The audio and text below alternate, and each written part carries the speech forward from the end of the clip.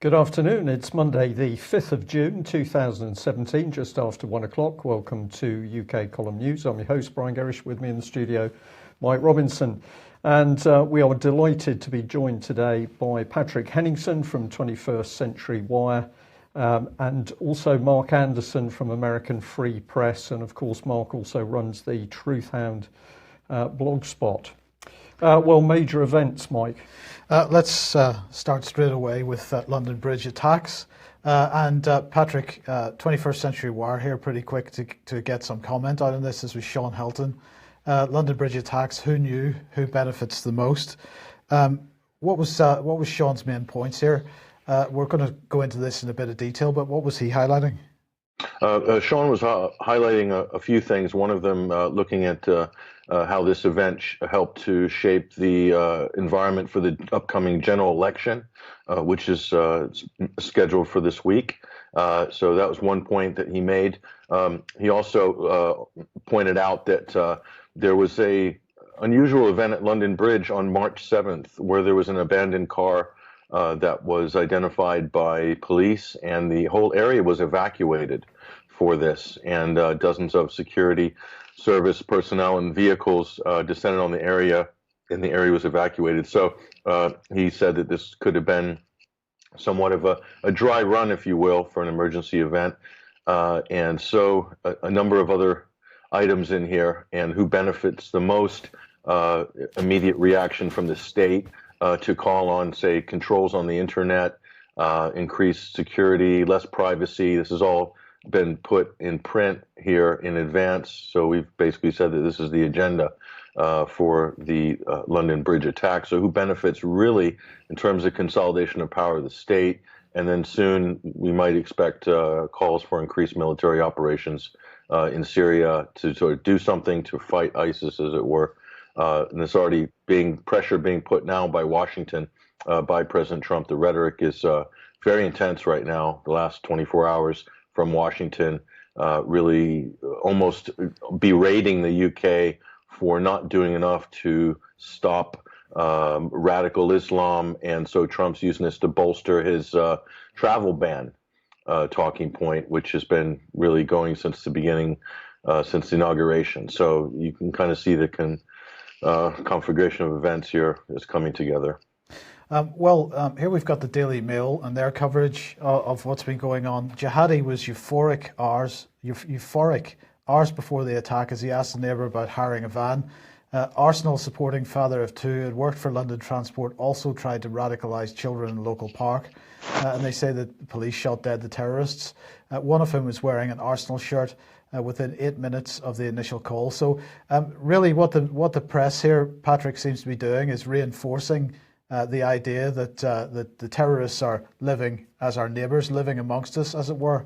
But there was something particularly fascinating about this Mail article, because as we scroll down, they highlight this, and it's an image, and the image is captioned "An Islamic flag unfurled in the middle of a park in broad daylight during the filming of the Channel 4 documentary last year." So once again, Patrick, we seem to have a known wolf.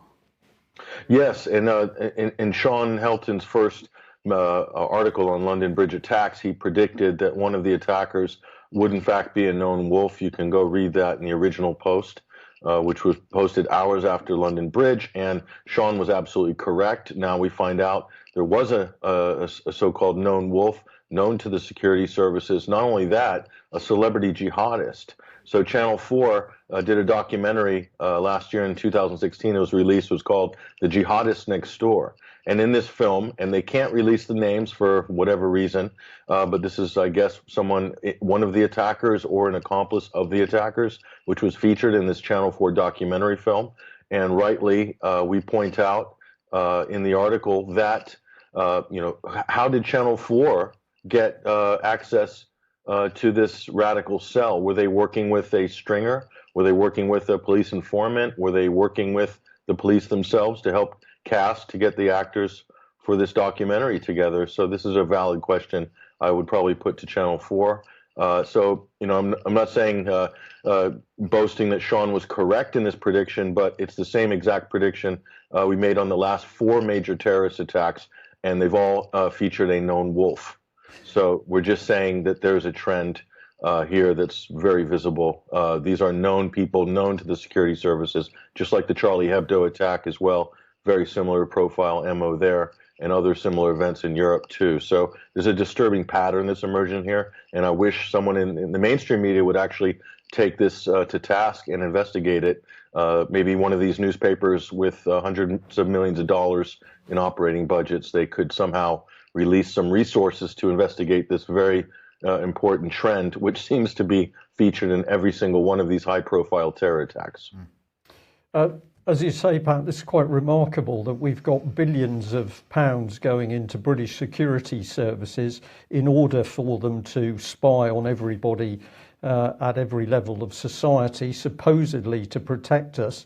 And then what we keep hearing is that, well, we knew about this person, we knew about this man, we knew what they were doing, we were warned by their family, and no action taken. So there's something wrong here, isn't there? If all this money is going into Britain's security services, into GCHQ, MI6, MI5, Special Branch, whatever it is, SO13, and then they continually are effectively apologising. Well, we knew, but we couldn't actually do anything. This, to my mind, requires Parliament recalled. This requires the security services to be brought in and questioned as to why they've become so incompetent that they're even told who the terrorists are, but they can't prevent the terror attacks.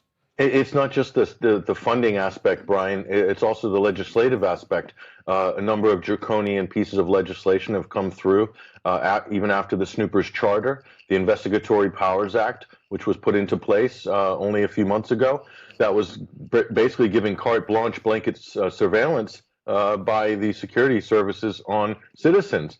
And so based on this, you would think that this was all to stop terrorism. But what have we seen since this draconian piece of legislation has been put in? We have just seen terror attack after terror attack in Britain. So there's a lot of people in the wake of Westminster and Manchester that were on Twitter, media pundits saying the government needs to do something. Our politicians need to do something. What do we elect them to do? To pass laws. They've been passing laws, and the laws have only resulted in more terrorist attacks. So clearly there's a breakdown in the system here and logic. There's this idea that passing draconian laws is going to stop terror, or reducing people's rights is going to stop terror. It actually doesn't play out in reality. Yeah. Okay, well, let's remind ourselves what Theresa May had to say about this. She said the terrorists were confronted and shot by officers within 8 minutes of the police receiving the first emergency call. She said this is, as we all know, the third terrorist attack Britain has experienced within the last 3 months. In March, a similar attack took place just around the corner in Westminster Bridge. She talks about Manchester as well. And at the same time, the security and intelligence agencies and police have disrupted 5 credible plots since the Westminster attack in March, apparently. Do you believe that? No, I don't believe it at all. Okay. We've heard this before, Mike. They're constantly saying that X number of attacks have been foiled, but we never see any evidence whatsoever that there was going to be an attack, nor that it's somehow been foiled. Okay. She went on to say, and at the same time, the security and intelligence agencies, so I've just said that, disrupted 5 attacks. We need to do everything that we can at home to reduce the risks of extremism online. This is quite interesting. She said, we cannot allow this ideology the safe space it needs to breed. Yet that's precisely what the internet and the big companies that provide internet-based services provide. We need to work with allied democratic governments to reach international agreements that regulate cyberspace and prevent the spread of extremism and terrorism planning. So that's what she's saying, regulation of the internet. Well, what did Tim Farron have to say about that? Well, I just found this fascinating. Mike, here he is in The Guardian. He's written a piece in The Guardian. Said Theresa May's pledge to curb radical jihadis by regulating the internet is a risk to freedom and civil liberties. Now, to me, this is the baited hook, because many people picking up on this. So here's Tim Farron coming in And what he seems to be saying is we need to watch out for our freedoms and civil liberties. But actually, that's not what he's saying, because if you get into what he says, he criticises Theresa May. She can't be trusted to get it right on counter-terrorism policy. And then in comes this bit: the Prime Minister has a record of poor decisions and did the police a huge disservice when she prioritised ineffective mass surveillance over local intelligence gathering. See, I should be able to highlight that. There we go. So when we really think about this man's saying, no, we don't want a generalised mass surveillance over the internet. What we really need is to get the spying on people down to local level. This is the PREVENT strategy. This is MAPA, the multi-agency public protection arrangement, where individuals, the police, local mental health, education, hospitals, those people can meet behind closed doors, and any whisper or hearsay, they can then start to build a report on an individual. That individual has no idea they're under surveillance, not only by the state, but by local authorities and local individuals. So what seems to me that what Farron is proposing here is actually even worse than Theresa May come in with. No, you mentioned PREVENT, and there's quite a lot in the media about PREVENT over the weekend and today. Some people questioning PREVENT and its effectiveness and suggesting that it should be scrapped. Government's opinion seems to be no. Anybody that says that is delusional. Well, Mike, we've had a member of the Metropolitan Police speak to us, saying that in their opinion, PREVENT was actually radicalising young children. The PREVENT teams were going into schools, talking to very young pupils, and putting the ideas of radical thought into their heads. We've also had reports of, quote, billions of pounds worth of money spent on the PREVENT strategy, for which there were no paper documents as to what the police were actually doing out on the streets. So I think we're getting an increasingly dangerous situation. We haven't got a normal government in place at the moment. We've got Theresa May and a group of other individuals in this famous snake cobra meeting. We don't know who these people are. We are not seeing the minutes of the meeting, and they're now deciding that we're going to have armed police not only on the streets, but having cowboy fights when there's an incident. And I'm going to come on to that subject in just a minute. Well, Tim Farron's saying that we've got to have intelligence gathering at a local level, but of course Theresa May and others are suggesting that there are 30,000 people that need to be spied on, so that might be a little difficult. But let's just remember, she's talking about mass surveillance. Let's remember where this came from originally, and thanks to Patrick for pointing me at this, because this is from 2015. In the Telegraph, ex-MI6 chief John Sawyers: "We cannot stop terrorism unless we spy on innocent people." He was giving a public speech since he gave up his job with MI6. There's a dilemma because the general public, he said, politicians and technology companies to some extent want us to be able to monitor the activities of terrorists and other evildoers, but they don't want their own activities to be open to any such monitoring. The benefits of the 18 months debate is that people now understand that it's not possible, and there has to be some form of ability to cover communications that are made through modern technology. And he said if you allow areas which are completely impenetrable, then you might feel comfortable that your communications are private and no one else can see them, but so are those of people who are trying to do you down and undermine your society. So we need more spying on innocent people so we can fail to do our job even more efficiently. Is that the way it works? Well, it seems to be, and of course, as we've already pointed out, it seems that these people are known to them in the first place. So I'm not sure how they can have it both ways. No. But to interject before we go, David Cameron also in his famous speech, I think it was at the UN a few years ago, he said, don't think that in terms of extremists online, don't think that just because you obey the law that you will be safe from the state, watching you or dealing with you, as it were. So again, we can add David Cameron into this lineage of this talking point. This has been groomed over a couple of years now. Theresa May is just the latest oracle in this agenda. That's absolutely right. So let's come back onto what she said outside Downing Street. She said, while we need to deprive the extremists of safe spaces online, we must not forget that safe spaces that continue to exist in the real world. Yes, that means taking military action to destroy ISIS in Iraq and Syria. So there you go, Patrick, you're bang on the money. And she said, this was the end of her speech outside Downing Street. And I thought it was mentioned it on the Sunday Wire programme last night, Patrick. I thought it was particularly interesting. As a mark of respect, the two political parties have suspended our national campaigns for today. That's yesterday, obviously. As a mark of respect, the two political parties, Brian, there are no other political parties. Not as far as she's concerned, no. So it seems. But violence can never be allowed to disrupt the democratic process. So because violence can't be allowed to disrupt the democratic process, they're going to disrupt they did disrupt the democratic process. I think we're seeing chaos coming. These people don't know what they're doing. They're stumbling over each other. Patrick, I think you wanted to come back in. That's classic doublespeak, that quote. If you put that back up on screen real quick, or newspeak or doublespeak, I'm not sure. Maybe Mark Anderson can explain the difference between newspeak and doublespeak, but it's one of those two, Mark. She's contradicting herself right in the same sentence, basically. It's incredible. Mark, have you any thoughts on what we've been... Indeed it is. Yes.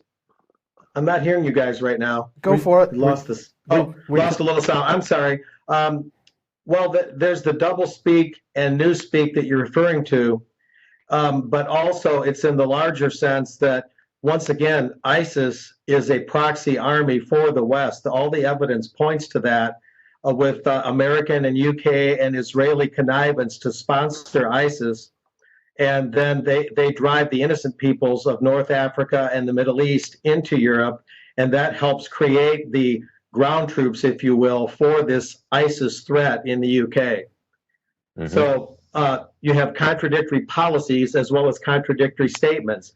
This is the part that is just blunt reality that people don't want to face. ISIS is a creation of Western intelligence, or at the very least, they've been nurtured along at key points. So the duplicity here and the contradictions just stack up to the heavens. It's really disturbing. Okay, well, look, let's just comment on the police here, because I don't know whether people picked up on it, but in the headline that Mike had on screen a bit earlier to do with the jihadis, that was the Daily Mail headline, it did actually mention what the police were up to. So this is a report that I've actually taken off Russia Today, but the quote is Mark Rowley's quote. He says, our initial assessment is in the region of 50 rounds, in the region of 50 bullets were fired by those 8 officers. The 3 attackers were shot dead. Sorry, that's 8 officers who shot after 8 minutes? You're there. So we've got the police getting to the scene in 8 minutes. That's pretty good. There's 8 officers. And then they've got there, they've travelled, they've got there, they've assessed the situation, and the next minute they are spraying rounds. And I'm going to use that expression deliberately. They were spraying rounds. We kill 3 attackers. So they're not going to talk. There's going to be no intelligence coming out of those people anymore. But the other thing that the headline mentioned was that somebody was shot in the head. Well, this is what Mr. Rowley went on to say. As the officers confronted the terrorists and the terrorists were shot, a member of the public also suffered gunshot wounds. Although we do not believe the injuries were critical in nature, they're in hospital receiving medical attention. We will, of course, keep you updated on that. Well, the Daily Mail said that the member of the public was caught in the crossfire and shot in the head.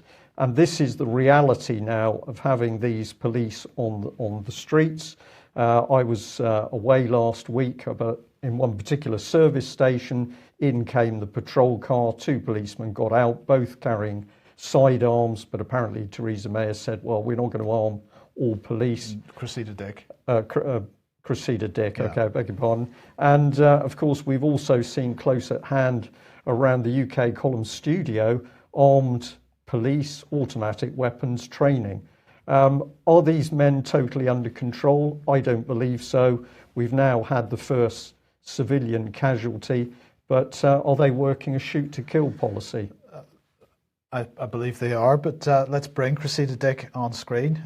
She was giving a presentation yesterday and she's given more interviews today. She's saying we're clearly going to have to look at our resource levels and how we use them, but that's just a natural thing to do, that she believes the Metropolitan Police is well resourced.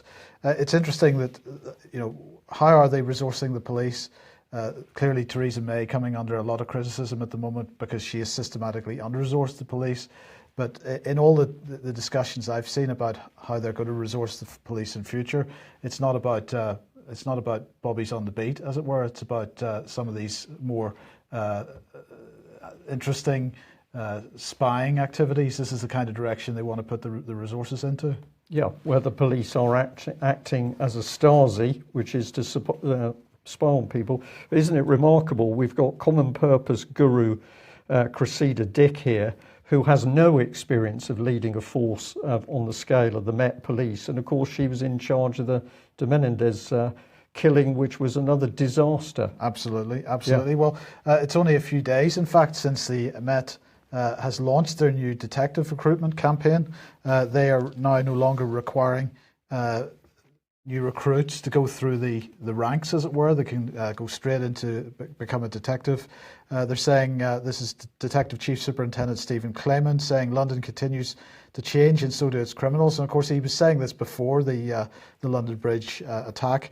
Complex crimes such as cyber criminality and the pressing need to protect vulnerable people mean our investigators need to develop new expertise. And he said that budding Sherlock Holmes types who want to get involved, they need a great eye for detail. They need to be able to manage lots of information. They need to be good logical decision makers and critical thinkers. And so they're going to recruit up to 600 new detective vacancies. And the starting salary apparently is £30,000, but they don't need to have been a police constable first. So that's a recipe for disaster.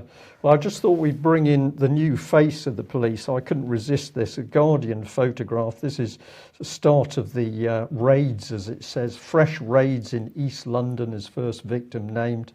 I just looked at these two. Presumably these are both police officers. I don't know.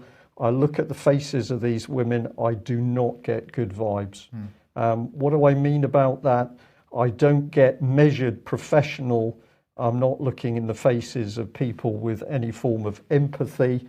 My personal opinion, I know, but is this now the face of Britain's secret police? I think we're very close to it. But relax, because Theresa May has got a cunning plan to counter extremism.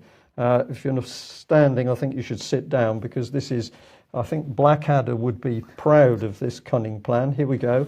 We're going to be the first country to introduce a commission on countering extremism. That's pretty powerful, Mike, isn't it? We're going to have a group of people who are going to talk about what they might do.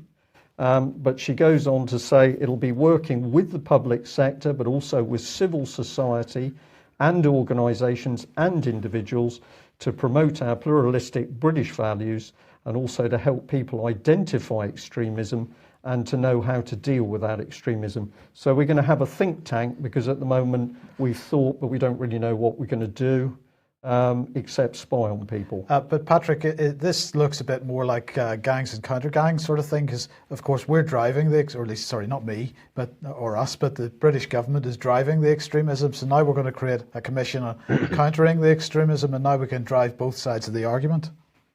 Yeah, they've been nurturing, in order to, I'd say, for many years now, especially since 9/11. So this government and the U.S. government and some European countries, NATO member states, essentially have been nurturing certain types of extremists or certain devotees to certain political Islamic organizations, let's say, especially those based in Qatar and also Saudi Arabia.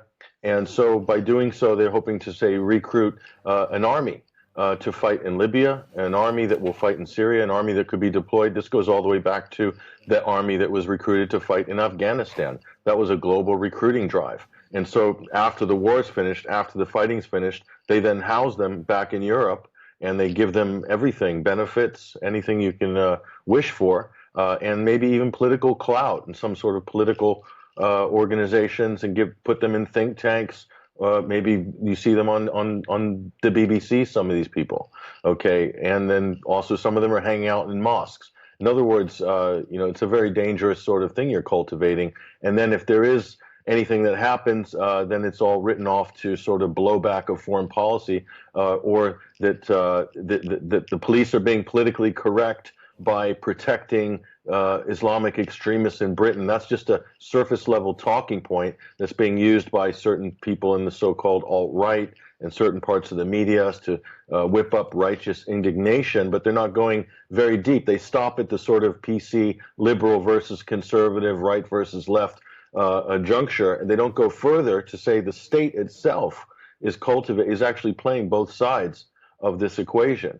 And so a lot of this has to do with geopolitics and foreign policy, but even goes back further than that. We spoke about it on the show yesterday with Reverend Andrew Ashdown. This goes back to the British Empire. This goes back to colonialism.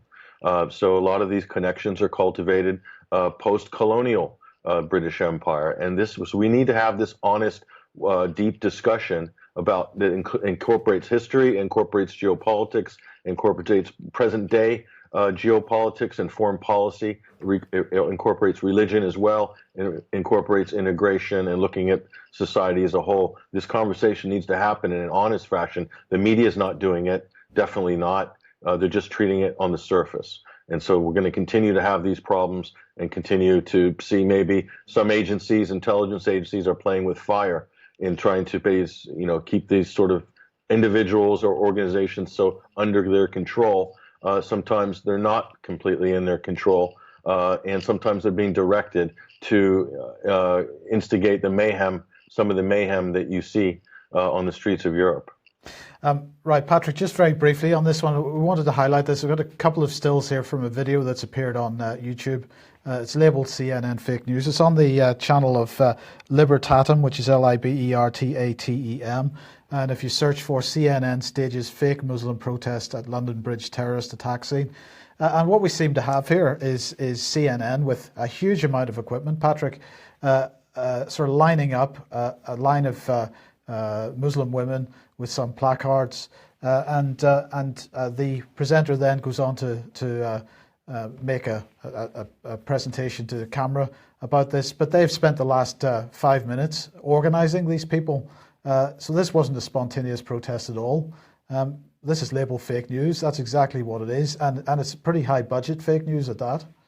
Yeah, when I first saw this video, it's obviously listed all over the internet as CNN fake news. I believe I recognize this presenter from CNN, but also I thought I saw this same footage on the BBC as well, or maybe it's been repurposed for the BBC in a rebroadcast. I'm not sure, but this is using London Bridge as a backdrop. And in this video, you can see them. It's an empty scene, and all of a sudden they're bringing the actors out and they're putting the flowers down. They're on a small island at a crosswalk. But how they're portraying this on camera, the presenter's saying people are laying flowers on the streets of London. And she herself or her directors, set designers, were directing that on this mobile phone footage that you can see online. And it's quite extraordinary. You can see the size of the operation. You have basically standby props people. You've got, looks like set dressers. You've got people handling the actors, directing them. So they've created, this is an AstroTurf, a fake demonstration. Now, the sentiments that these people might hold, or the slogans on these fake placards, might very well be reflected in Muslim communities around Britain. We're not arguing about that, but what we're saying is the physical scene that you're looking at here has been fabricated, staged by the mainstream media, and then broadcast and put out as if it were real, as if it were a grassroots street demonstration. That just shows the absolute fakery and fraud of the mainstream media. It's right there, right? You can see it, a nice behind the scenes little vignette there that says it all. Indeed it does. Okay, let's bring Mark Anderson in at this point. Mark, you've spent the last, complete change of subject, you spent the last couple of days in Chantilly in Virginia at the Bilderberg conference. We spoke a little bit about this on the Sunday Wire, Patrick's Sunday Wire program last night. But bring us up to date. I take it everything's closed, finished, wrapped up at this point? Yes, it is. It's early here, but I'll be making some calls today and tomorrow to the offices of Senator Tom Cotton and Lindsey Graham, the Arkansas and South Carolina neocon senators, to try and get some statements about why they were at Bilderberg this year and what the reason was, what they contributed, or what they wanted to learn from the Bilderberg Group in its 65th year of meetings, having just wound up yesterday, June 4th, in Chantilly, Virginia, at Westfield's Marriott. We, of course, caught a lot of them leaving at Dulles Airport near Chantilly yesterday. And they weren't the real high-level Bilderberg members, as it turned out, that we saw leaving the airport. A lot of photos will be coming out through American Free Press and other outlets. Video footage is pretty widespread from We Are Change, Luke Radowski, and Press for Truth, Dan Dix out of Canada, and many others, myself included, that are documenting this in photos and videos. And you'll see a lot of that in the coming days. But what's one thing that's interesting, reading the Washington Post every day, on the last day of Bilderberg, I thought for a moment that they broke their silence. But here's the headline: Shadow Network aided Trump's rise to power. However, here comes the drum roll. This was not about Bilderberg. On the very last day of Bilderberg, the shadow network that the Washington Post is talking about is the far right, led by David Horowitz, the godfather of the far right, according to the Post. He's that former 1960s radical that saw the light and became a conservative. And so here the Post devotes probably 4,000 or 5,000 words to a story about a shadow network having an effect on the Trump administration, but it's not Bilderberg at all. It's Stephen K. Bannon, it's David Horowitz, it's the far right. And so here's this meme again, that the only troublemakers in the world are the nationalists, are the far right. And if they get their way, the world is going to splinter up and disintegrate, when in fact it's the internationalist, monopoly, capitalist ilk, as reflected at Bilderberg, that are really causing the problems here. And that's where the real shadow meeting is that's affecting the Trump administration, that had, as I mentioned on the radio, that had no less than 4 officials at Bilderberg this year, which is unprecedented, having had H.R. McMaster, the National Security Advisor, Wilbur Ross, the Commerce Secretary, Nadia Shadlow, a war hawk, War College wonk, also out of the National Security Branch, and then Christopher Liddell, a strategic advisor to Trump. So a lot of misdirection out of the Washington Post using this worn-out far-right theme, and then completely overlooking and completely burying the story of the Bilderberg Group, having met with White House officials and 2 sitting senators. So the misdirection is very blunt here, and at the same time, the far-right theme takes everybody's attention away from the internationalists, and that leads right to what you guys are talking about today. And that's the war on terror, and how the war on terror, fostered by the internationalists, is reducing our freedoms at home, making our home nations into police states and surveillance states, and extending and continuing the internationalist interventionist wars abroad at the same time. So we lose our domestic civil liberties while at the same time being in a constant state of war. So the misdirection by the Bilderberg member Washington Post, which gives money to Bilderberg, creates this confusion and this misdirection to where we don't see the bigger picture that we're trying so hard to bring out today and in other news shows that we do. So they've left now. Have you had a chance to do what we did in 2013 and is it possible to get into the hotel at this stage and see if there's still any signage up or any hint of what was on the agenda? It wasn't possible last night. I'm going to look into that today. Typically, they wait at least until the next day, 18 to 24 hours after they take off, at the very least 12 hours after they've left, before they'll open it up again. Certainly it was not possible last night. Some of them didn't get out of the Chantilly Hotel until 3 or 4 in the afternoon, and at minimum, they needed the rest of Sunday, June 4th to clean up. But we'll see what happens today here, Monday, June 5th, and see if it's possible. Of course, I'm not optimistic that that'll do a whole lot of good. The main thing I'm keen on is trying to get some sort of statement from the White House and the 2 senators on what their purpose was at Bilderberg. And Bilderberg, of course, through Nadia Schadlow and many others, is continuing to discuss deep state internationalist networking, going into their Global Cities Forum through the related Chicago group, the Council on Global Affairs, that's coming up June 7th through 9. So they're continuing with that aspect of their private governance, this world global cities thing that's coming up. And in the meantime, there's just a lot to sort out yet in terms of the people that were there and what they're discussing, some of which I discussed yesterday on the 21 Wire Sunday radio show. But it's a lot of work, and it seems like there's never enough hours in the day to do it. Okay, thanks, Mark. Now, just before we leave this, just give us a little bit more on this Global Cities meeting. Obviously, after Trump abandoned the Paris Climate Agreement, the C40 Cities think tank, which seems to represent quite a number of cities, including a lot in the United States, said, "Well, it doesn't matter what Trump's doing at a federal level. We're going to implement the Paris Accords at the city level, and we this is increasingly city level governance coming to the fore." So, what's this meeting going to be about, and do you know who's going to be attending that just yet? I'd have to look at the list. A major player in this is the president of the Chicago Council on Global Affairs, Ivel Dalder. He's a former ambassador to NATO for the United States, and he's served in other capacities in the government. He's kind of like what Richard Haas is to the Council on Foreign Relations, Ivel Dalder is to the Chicago Council on Global Affairs. And he's the major organizer. This is the second major Chicago Global City Summit, and it's taking place again in this large auditorium in the Chicago Art Institute, right in the Miracle Mile area of Chicago, June 7th through 9, as I mentioned.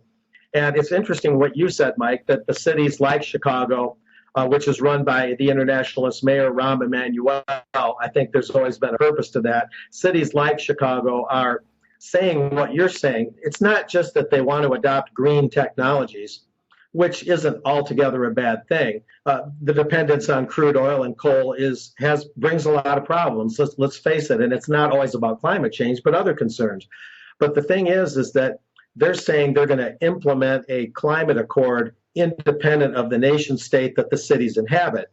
Now, that's a whole other matter. That suggests, as I mentioned on the radio yesterday, that suggests that the cities networking together under the Global Cities grid want to basically ideologically or in a policy sense secede from their home nation state and go it alone in a kind of bottom-up strategy, while the other aspects of the international establishment work from the top down, a kind of pincer strategy. And that is, word subversive of the nation state that's been the accepted model of governance or government for centuries now. Although the the Wall Street Journal did come out with an article over the weekend, "The Case for the Nation State" by Sir Roger Scruton, who's from the UK, of course. Not a bad article. The problem with Roger Scruton's article, though, is that he's saying many good things about the nation state, that the nation state is in many ways the best way for mankind to go, along with the family and religion and things that are organically part of the nation state. But then he turns around and says, Sir Roger Scruton, he says that we just need to have globalization in a more soft-edged kind of way. Yeah. So globalization is bad, but if you cut off the sharp edges, then globalization is palatable. And maybe some aspects of globalization are inevitable in the technological sense. It's not easy to prevent all of that, but you keep hearing these false arguments, these misleading arguments like that, as this global cities philosophy takes root. And so I'll be reporting about the Chicago group later in the week, and maybe I can get back on the show and give you an update of more details. But Chicago is one of the leading cities in this global grid to try and break away from the nation state and pursue immigration and climate policies on their own. And this is a very dramatic, pivotal thing that needs to be scrutinized ever more closely. Yeah, brilliant. Thank you, Mark. Thank you. Right, a couple of ads then. Well, before we bring in a couple of ads, I just mentioned that this is obviously the last few days before the election. Ian Crane has decided that he will run an episode of Humanity versus Insanity live at 3 p.m. every afternoon this week. So he will be in shortly to do exactly that. So 3 p.m. On the live stream, you can watch that live. But let's have a couple of ads. Mortgage Compensation Seminar, 8th of June, between starts at 6 p.m. SIM event, cymevents.co.uk to book your place, and that is in Birmingham. And of course, this coming Sunday, Media on Trial, Patrick Henningsen, Vanessa Beeley, Professor Piers Robinson, Robert Stewart, Professor Tim Hayward speaking. So do get along to that. That is in the Cheese and Grain in Frome. Now, running out of time, so we've got to move on quite quickly. Now, this is the 800th day since the war in Yemen began. It's 800 days since the first airstrike in Yemen. 800 days of military campaign on Yemen by Saudi Arabia and its allies. 800 days of United Nations silence and sanctions. 800 days of the US and UK solidarity and support for Saudi as they bomb. And so there is a group has set up a campaign. The hashtag is Stop the War on Yemen, and they're asking for everybody to get involved and to really, over the next 10 days, push the Yemeni issue. Because, Patrick, this continues to be, in a sense, the silent war, the one that the mainstream media just doesn't want to go near. Largely because of Saudi involvement, I guess.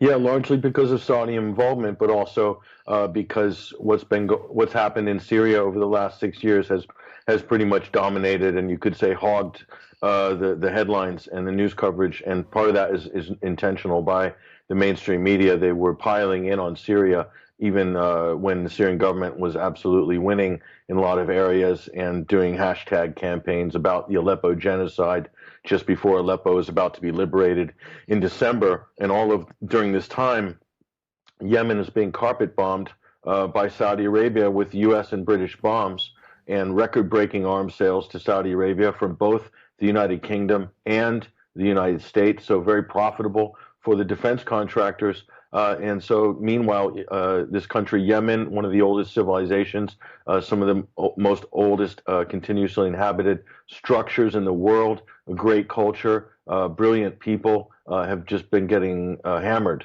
basically. For what?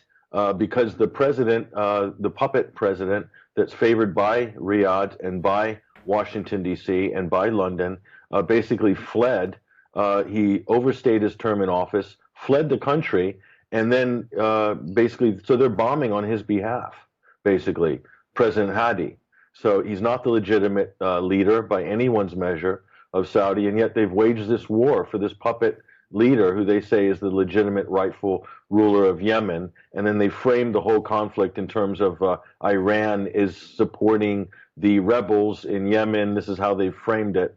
When in fact there's a pretty broad coalition of people who oppose Saudi Arabia and the war they're waging on Yemen. And it includes not just Shiites, but Sunnis as well, and other tribal elements within the country. Meanwhile, Saudi Arabia is backing al-Qaeda in the Arabian Peninsula and using them as their shock troops on the ground. So we can kind of get a picture of what's going on here, some of the usual actors that we've seen deployed in other places in the Middle East. So it's a fraudulent war. It's against every international law. It is akin to, this is why Nazi Germany was put on the stand at Nuremberg, undeclared wars of aggression. This is why the UN was formed in the first place. And what does the UN do? They put Saudi Arabia in charge of the Human Rights Council. Yeah. So these are the times we're living in right now. Absolutely. But not all well in the Gulf. And I have to say, credit to 21st Century Wire, because Stuart Hooper here, one of the first to comment on this at all. Gulf monarchies sacrifice neighbour Qatar as sponsor of terrorism. The hypocrisy here is fantastic, Patrick. Sure.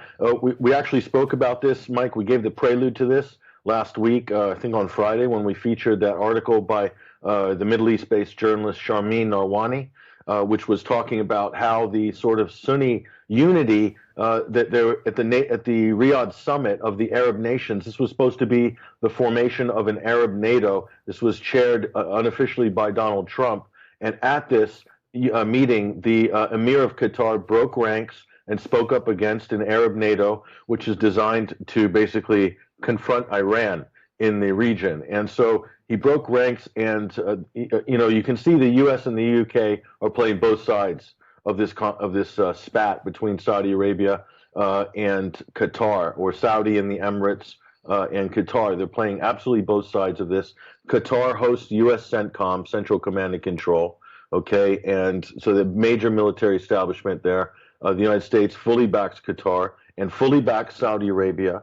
And so now Saudi Arabia and the UAE have broken off diplomatic relations effectively with their neighbor Qatar, who they've also been joined in fighting a proxy war against the Syrian government.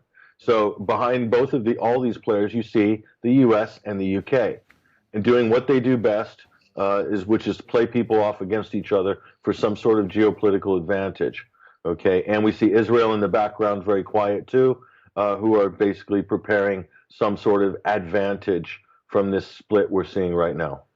But perhaps Bashar al-Assad gets the prize for telling the truth about who's really funding terrorism here, because he was speaking to India's WION TV yesterday.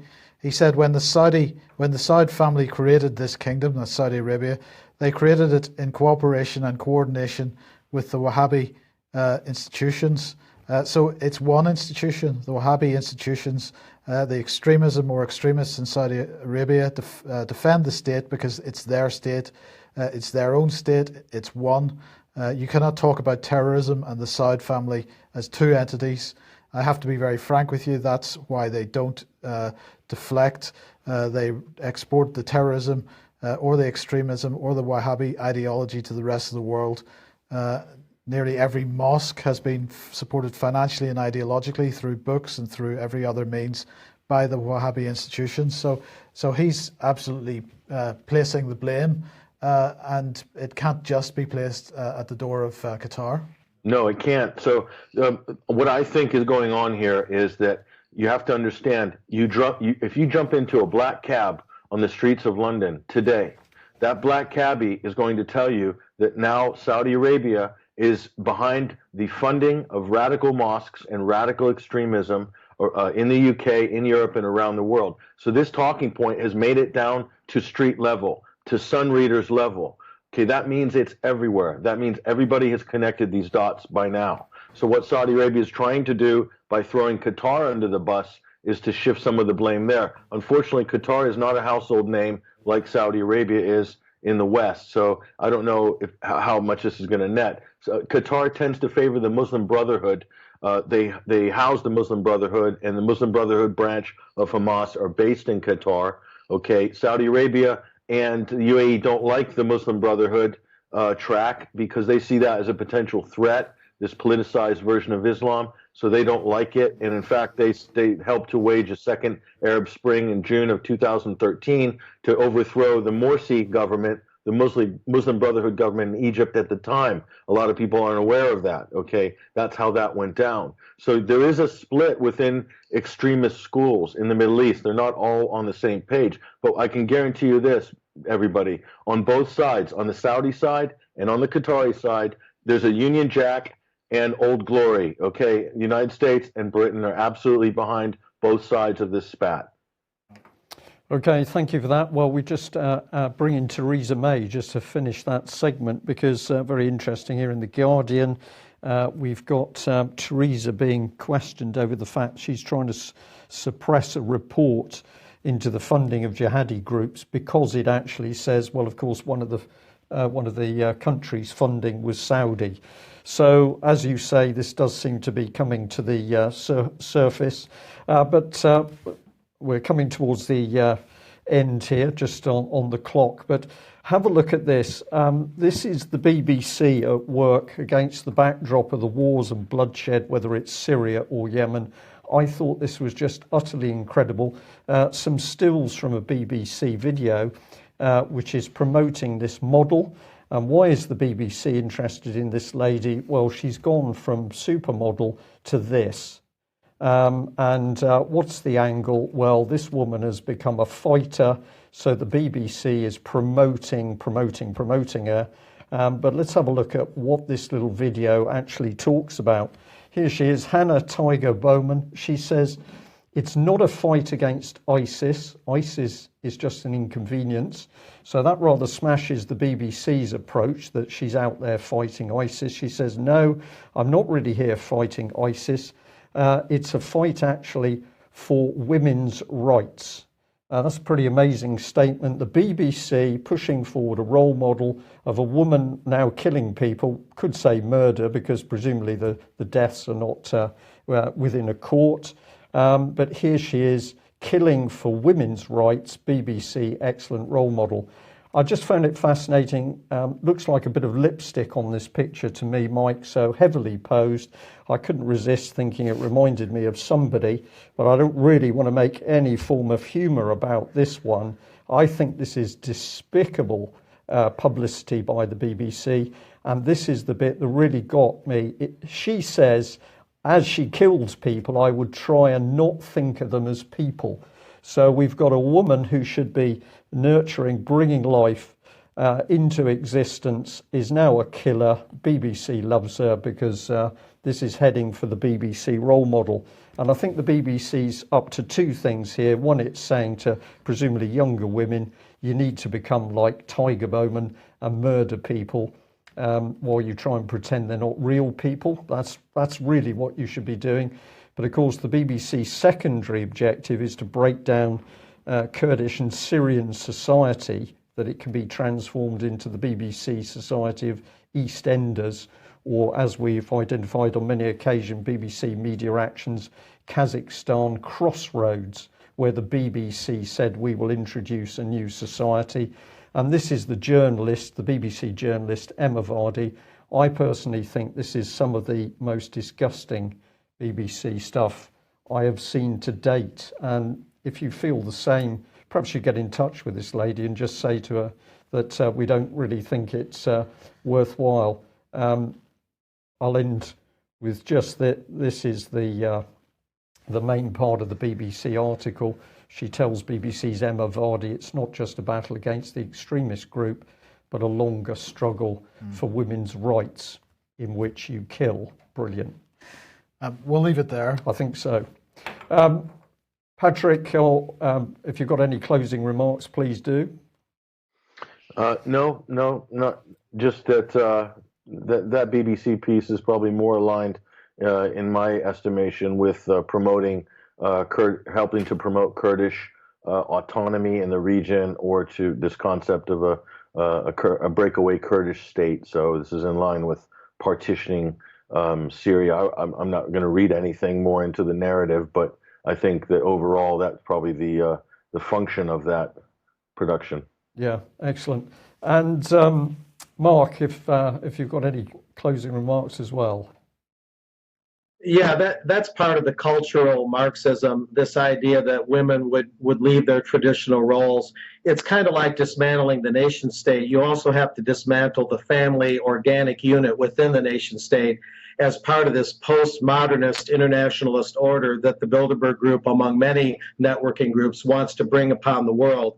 This is part and parcel of cultural Marxism, the Frankfurt School, and these subcultural things that kind of go under the radar, that go hand in hand with the internationalist establishment. I'm not surprised to see this. The same thing's happening in the United States, and it's going to lead to nothing but misery and hardship. Okay, thank you very much for that. Well, to end on a positive note, I think we're starting to see panic and chaos in the political scene. I think a lot of that has come about because the political parties are certainly understanding that the public are waking up, and waking up some subjects very quickly. That is due to the good work of a great many people who are challenging the complete failure of the mainstream media. So keep doing whatever you're doing out there. But finally, I'd also like to say that I understand that Chief Constable of Wiltshire, Mike Veal, has been delighted at the support that he's been receiving from the public. I think he's used the word humbled in his thanks and his commentary on the fact that he's gone from being a policeman under a great deal of pressure for doing his job in investigating Edward Heath and child abuse to a policeman who's now started to receive some really good support from the public. So if you haven't emailed him, written or telephoned to thank him for what he's trying to do, which is to bring child abusers to justice, you might like to do that. That's it, I think. Thanks very much for joining us. We will be back at the same time tomorrow. Bye-bye. Bye-bye.